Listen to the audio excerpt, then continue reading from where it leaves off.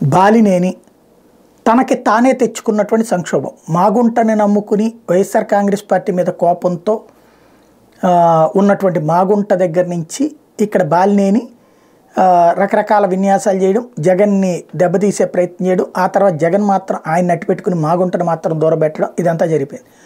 ఇప్పుడు బాలినేనికి లోకల్గా వాళ్ళ కార్యకర్తలు వాళ్ళ నాయకులు చేసే దుర్మార్గాలు దౌర్జన్యాలు ఆయన వెంటాడుతున్నాయి. వాళ్ళు డబ్బులు తింటే నేనేం తినలేదు కావాలంటే విచారించండి అంటూ పోలీసులు చెప్పడం ఇదంతా జరిగింది. కానీ గ్రౌండ్ లెవెల్లో చేసే ఏదో పనులు చేసేవాళ్ళు ఉన్నారు, ఆయన పేరు చెప్పుకునే చేస్తారు.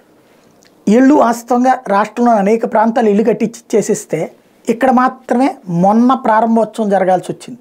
అది కూడా స్థలాల పంపిణీ, ఆ పైన ఇల్లు కట్టేటప్పటికి ఎప్పటికవుతుందో తెలియదు. ఇంతకాలం పాటు ఒక బలమైన నాయకుడు జగన్ దగ్గరికి వెళ్ళి నేరుగా కూర్చోగలిగిన నాయకుడు ఇన్ని రోజులు లేట్ చేశాడంటే నిర్లక్ష్యం తప్పించి మరేం లేదు. కాబట్టి ఒంగోలులో ఒక నెగిటివిటీ ఉంది.